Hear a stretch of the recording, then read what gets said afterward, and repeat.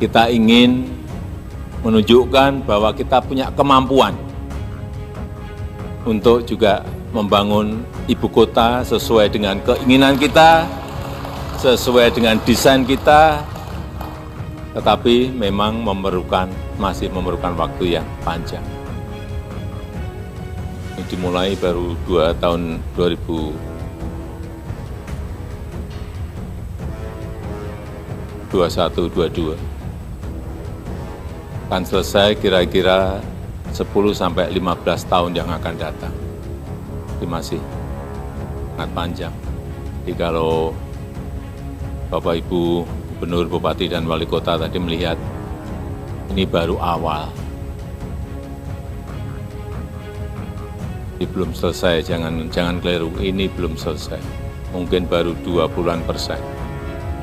Dan titik-titik spot yang dibangun di sini juga bukan hanya kawasan inti pemerintahan yang ada Istana Presiden dan Wapres, kemudian Kemenko, kementerian, banyak yang masih belum dibangun. Tetapi di luar dari ini juga ada kawasan-kawasan yang telah banyak dibangun, baik berupa hotel, universitas, rumah sakit. Seingat saya hotel ada 5, kemarin tambah lagi berarti ada 6. Rumah sakit juga sudah 6 dalam proses dibangun. Kemudian training centernya PSSI juga sudah selesai. Dan ada berapa dimulai properti perumahan, semuanya sudah dimulai. Dan fasilitas-fasilitas pendukung lainnya. Saya ingin menyampaikan bahwa IKN ini adalah contoh kota masa depan yang dibangun dengan rencana dan konsep untuk masa depan. Konsepnya Forest City, jadi kota hutan, bukan kota beton. Saya kira di semua provinsi, kabupaten, dan kota bisa merencanakan dan mengkonsep kotanya itu ingin dijadikan kota apa. Saya sudah berkali-kali menyampaikan.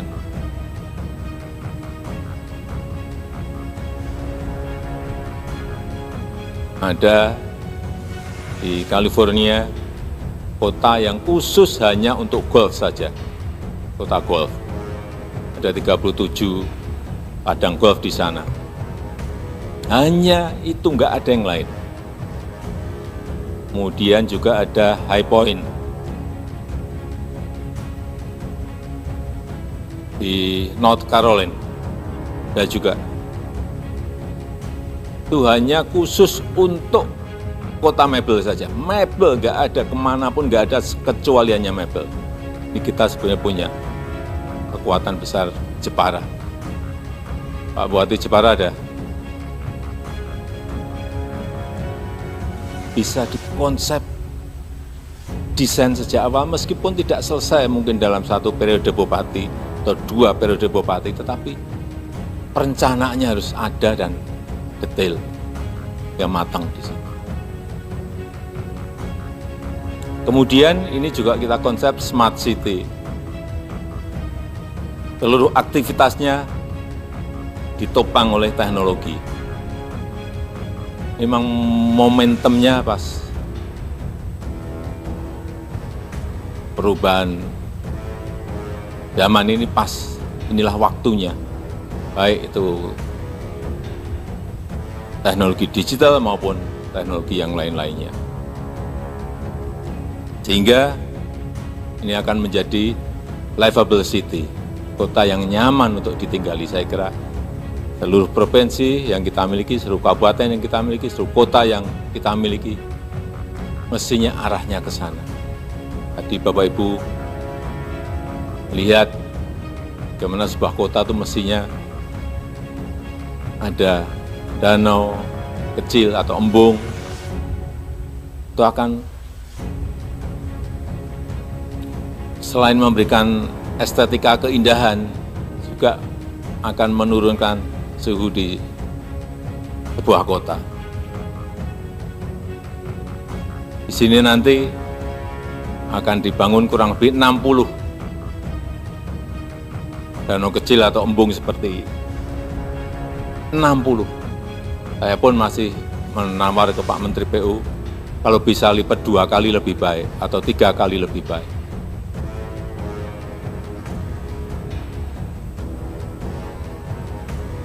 Dan itu bisa kita lakukan, dan juga tidak mahal. APBD punya kemampuan, tapi memang harus direncanakan, harus didesain, jangan seadanya. Kalau ada airnya, dari sisi estetika, dari sisi keindahan semuanya, berikan ke arsitek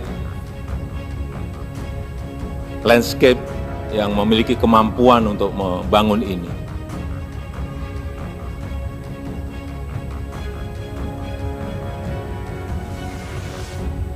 Juga di semua kota yang dekat dengan laut, saya titip saja, jangan sampai ada yang membelakangi laut.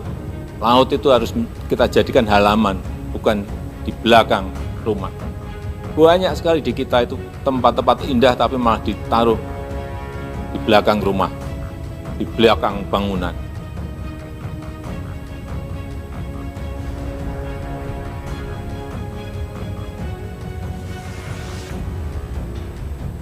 Dan juga ke depan nanti akan menjadi tren penggunaan energi hijau. Sini juga sampai saat ini 100% sudah menggunakan energi hijau, 100%. Nanti kalau ini sudah dimulai, dinyatakan mulai, semua kendaraannya juga harus kendaraan listrik. Kemarin pagi saya cek di Ibu Kota Nusantara berapa air quality index-nya. 6. Hanya 6. Ada kendaraannya belum listrik. Kalau kendaraannya listrik mungkin jadi 0.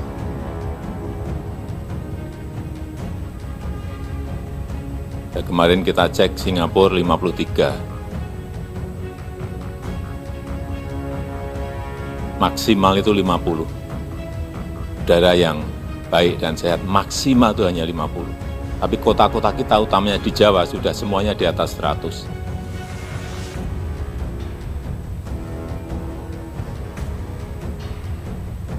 Ini yang harus juga dicermati oleh Bupati, Wali Kota, Gubernur.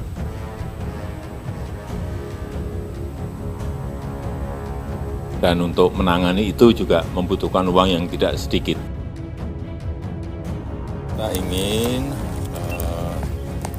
transportasi massal di IKN itu berbasis energi hijau.